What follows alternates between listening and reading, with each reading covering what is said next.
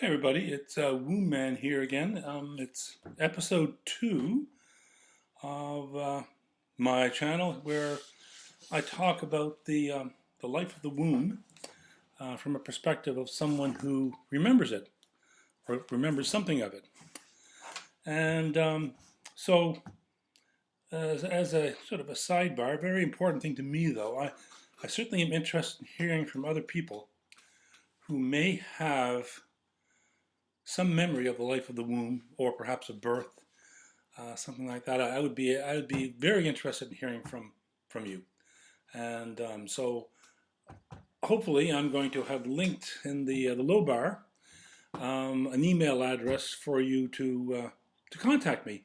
And I'd love to hear from people who have something to contribute in that regard. That would be wonderful. And so more generally, the life of the fetus that we all experience while we're in the womb. The in society in general, there's been big strides in the last decades, and with like photography and sort of different imaging, and some really amazing things to start to in some way bridge a gap between all adults in this world and the life of an infant in its mother's womb. It certainly, for many of us, has made it much more real and really sort of humanized um, infants in the womb in a way that was never possible before. Um, so, so it's really made a huge difference. But one thing that I why I'm sort of doing what I do is it really has not bridged the gap at all in any fundamental way, I would suggest, in actually getting over there to where they are, how it's all showing up for them. It's easy to project and imagine what might be going on for them. Guesses, theories, all this sort of thing. Um, I'd suggest that usually theories don't often stand up in the absence of empirical evidence of what about something that where data can actually be collected, and you're stuck with hypotheses or theories out there. Often, when actual empirical evidence starts to be gathered, the theories find that that they need to be radically modified or completely thrown out. So, uh, what I want to contribute is something of a perspective of really what's going on from the perspective that all of us have experienced at some point in our life, being in our mother's womb, how that world shows up, and it really takes quite a leap to get there. Okay, um, so I finished my first episode talking about my intention in my channel to connect the life that people experience in the womb and have it be real and connected to the life that we experience in our adult lives in this world, so that I can demonstrate some real connections there, so that it's not far off and distant, abstract and unknown and totally unconnected to our present lives. So one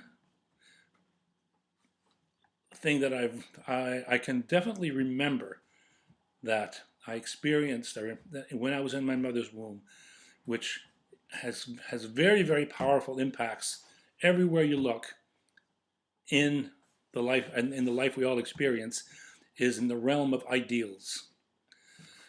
So you have ideals like ecstasy, perfection, bliss, peace, harmony, balance, simplicity. These are ideals that across all cultures, all societies, all history. These are ideals that the human spirit has constantly sought to find expression for. It's found many different types of expression in different cultures, in different times, in different places. Yet, these human ideals are universal constants. And it's not, it can't be an accident that these ideals are constant. So I can remember experiencing some of these ideals while I was in the womb. It's like, I remember experiencing ecstasy, perfection, total connectedness, and just as a natural way of being. Oops, there goes an alarm. Okay, turn that off. Okay, so when I and suggest when we were all in the womb, these ideals were simply natural, totally natural and effortless ways of being for us. It was the default to be totally connected, in bliss, in peace, in harmony. All these words that we can tag onto these ideals. In the womb, these were our natural ways of being. And it was totally effortless. And and certainly what I remember is that I can't imagine anything else being possible but living out these ideals. I can certainly, accept that, that some other people in the womb may have experienced, something that other than that, because if they had experienced some sort of trauma inside in the womb, or I can certainly see that other things would have been experienced. In the limited memory that I have, all I remember is the experiencing some of these absolutely powerful human ideals that motivate all of humankind throughout all of history, that we all strive for. It builds societies, it builds cultures. It absolutely motivates humankind right down to their very core. It is an absolute, in my opinion, link to our heritage from the womb. There may be more to it than that, and it also is, in large measure, that heritage that we all experience in our daily life. And it's sort of, for most people, I'm going to suggest it kind of nags nags or inspires somewhere in between at, that we constantly have this, this almost subconscious, conscious desire and striving for expression of these ideals in a very powerful subconscious way. We yearn for them. We were imprinted with them when we were in our mother's wombs, and they are the basic templates in which we experience and live out our lives. And they may be totally invisible to you where they come from, yet they are all there for the humanity in general. And I would suggest, virtually everyone. So there's one example of tying the life of the womb very powerfully to the life we all experience now in this world. Okay, so one of the ideals that I want to talk about in a little bit greater depth specifically is the human yearning for simplicity. I've often felt myself or wished or heard people talk about it. It's like, why does life have to be so complicated? Why can't it just be simple? It should be simple. So this is a fundamental yearning which I think most people can relate to.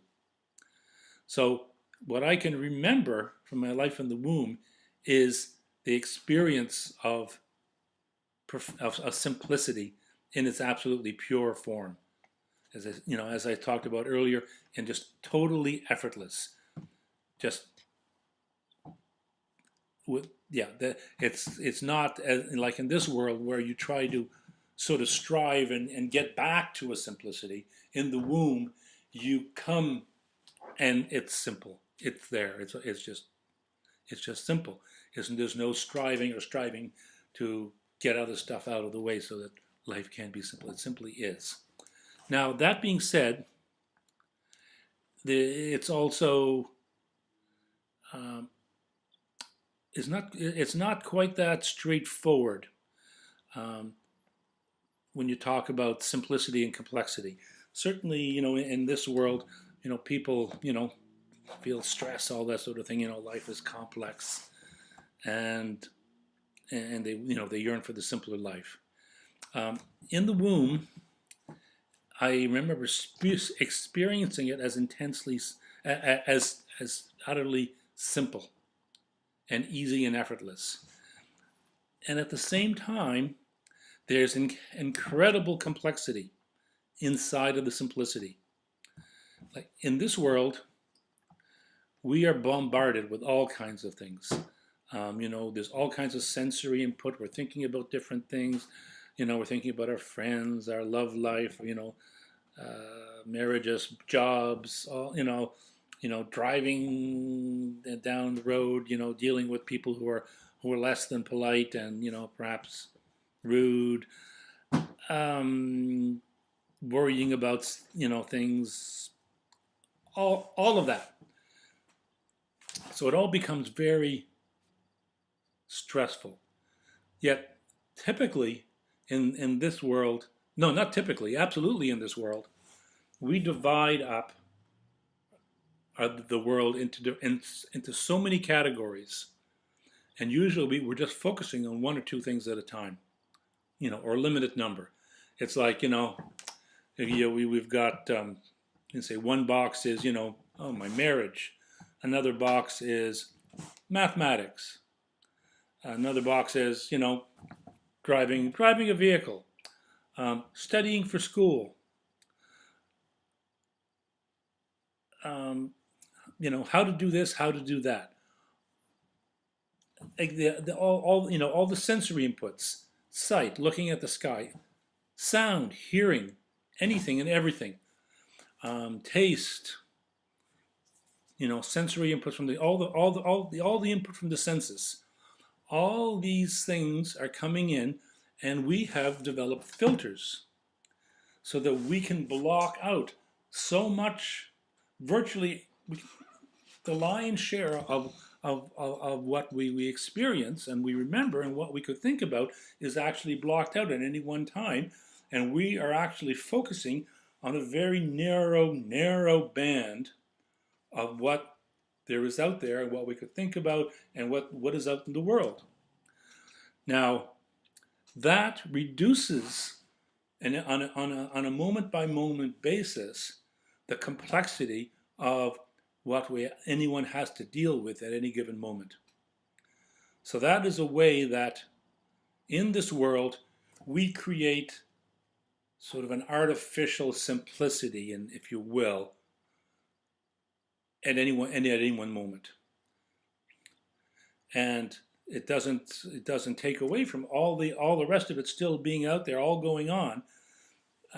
So in this world, we have this juxtaposition between complexity and simplicity. Is like how much are we going to take on? How much do we want to focus our awareness on things? But I remember from in the womb, we are utterly without the capacity to limit anything that comes in. It all comes in unfiltered, all at the same time. And it all has to be dealt with in parallel. And there's a huge amount of sensory stimulus. A lot of stuff is coming in. And there's no filtering any of it out. And so inside, even though I remember experiencing it as intense simplicity, the volume of data or inputs or whatever that I remember processing seemed just utterly staggering. You know, in this world, just totally incapable to even imagine processing so much data or stimulus or whatever. So there's a juxtaposition between simplicity and complexity of, you know how life was experienced in the womb in the realm of this ideal. So the there it's not as straightforward as it might seem. So you know it also can perhaps be used as a demonstration of how amazing we are when we're in mother's womb, to have the capacity to filter, I mean, to take all of that in without the slightest filter to limit or categorize or, you know, it's all dealt with right now, right at this moment, in real time, bang, it all comes in. And so that's something which is totally alien to how we experience life in this world.